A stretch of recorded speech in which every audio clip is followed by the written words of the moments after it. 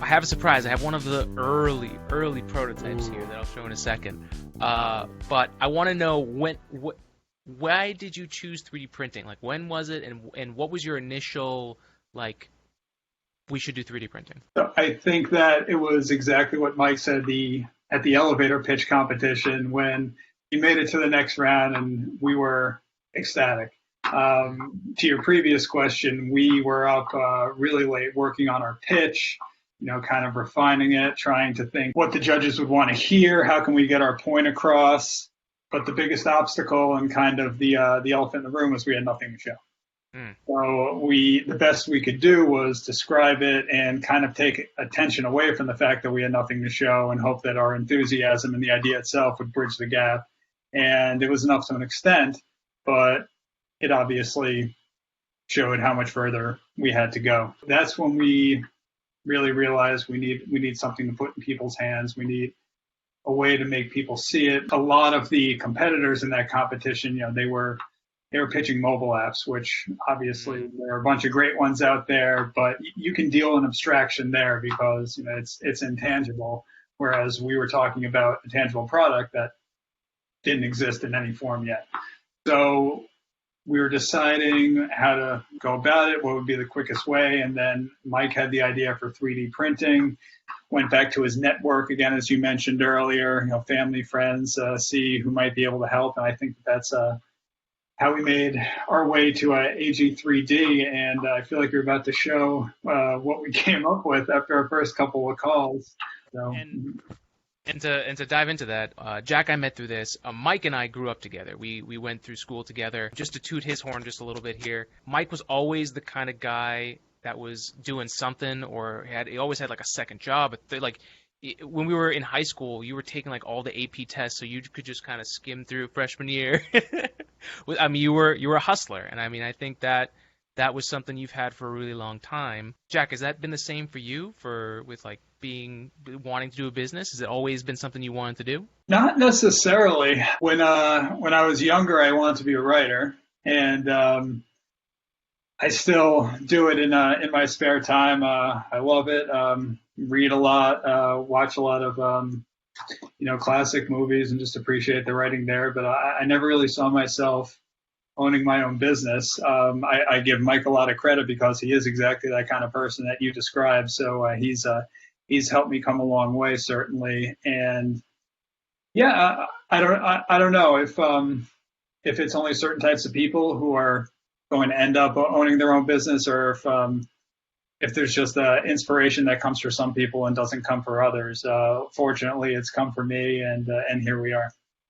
I'll say I didn't realize I was an entrepreneur until later. It was probably at some point in college. My mom was telling me a story. She's like, I knew this would, be you when I owned a tanning salon in college, or part owned. She was like, I remember you were at summer camp, and one of the counselors called me over, and you got in trouble for upselling candy. You would go to the store, buy the candy, and then bring it back to the younger kids and sell it there. And I didn't recall that story at all. So once she told me that, I think it's a bit more ingrained than learned. But Jack and I complement each other well, so it's been good because, really when you own and this, Alex, when you own a small business, there's always more to do. There's always something else you can do. There's always more outreach to be done. There's always, some thread, but, Jack's great at thinking strategically as far as, what is the high value thread for us to pull? Where can we really maximize our value, because our time is scarce. We don't, we have 9 to 5s. We're not able to plow 80 hours into this. We got to be strategic with our 8 to 12 that we do, weekly or bi-weekly or whatever. So yeah, no, and that complimenting thing, like, that really is something that's so important, especially in a business. Like, and I think for me what I've learned is to figure out what I do well, and not so much outsource, because I'm not quite at that point where I can just outsource the work and have employees and stuff like that. But knowing what I'm good at is, and it's important for anyone that's doing a business. I mean, the fact that you guys can know enough to complement each other and to work together, I mean, that's when a good company is formed. I think when a good idea has a chance of surviving, it's because of that. So that's really, I think that's great. Let's show off. So this is one of the first prototypes. We were trying to figure out a way to get the collar fold over. Because in my mind, if we were going to get this to be dynamic, we were thinking, I think, slim fit, and we were thinking, let's figure out a way to make the packaging real slim. And so we made a 3D printed hinge, and I think this went like above and over the collar. It was just hey, let's throw something against the wall. What was that experience for you guys? Like, was that a big aha moment for you? What did those early days do for you in the iterative, like, oh, this is real, we can make this? I think that was helpful for us to kind of put something on the wall to kind of see where the strengths and weaknesses were. So kind of what do we like in this? Where does it fall short? So, kind of with every process, we would kind of, almost try to poke holes at our own design and think, okay, where does this, deliver on, what the value add is and where it doesn't. So that was one where, that model worked great only if it was folded flat. And then we kind of got thinking, okay, what if someone hangs it up? Or, does that take care of the inside parts? Maybe we need pressure. So it was kind of every step we did learn something. So that was helpful. So I'd probably say we've been through at least 7 or 8 different designs. I think we went through about 4 with you. We had another one, we got about 1 or 2 designs, and then our current one, we've done about another 2 or 3. So yeah, it is, kind of baby steps, but it's really trial and error, because you need to hold the product and really understand this, where it adds value and where it, maybe falls short. Right. And just to add on to that, beyond taking it from a concept and making it into something tangible that people can hold, obviously that was huge for us.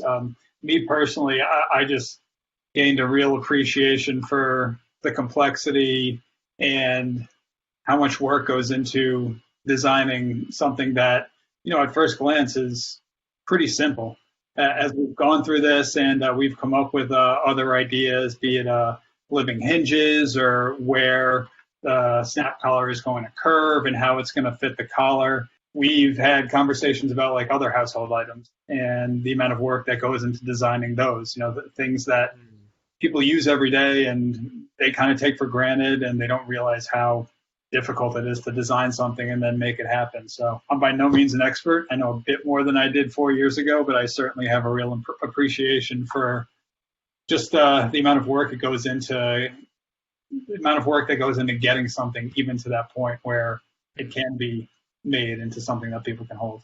No, and that's a huge, I think one of the big things about rapidly iterating and I think for you guys, and I think this is the same for when people are wondering, why should I spend money on 3D printing? It's, people look at the initial number and it's like, it's a little bit more expensive than if you've got a $1 million mold and you're cranking out 1 million parts. Like, those parts are going to be cheap. But the added value of letting you guys learn and letting you guys have that appreciation, I think it's hard to put a number on that, especially in the early days when you're really looking with an idea, when you're looking for, how do we, is it good? Like, you're always kind of testing, like, we like it, but, does it work? And from a scientific perspective, that's how any idea in science gets through. You pose a hypothesis, which is what you guys did. It's like, hey, let's put this idea out there. It hits the road. The rubber meets the road. You figure out, okay, I don't like that design. Let's change it this way. And now you guys have ended up where you are because you guys have gone through the gauntlet, if you will.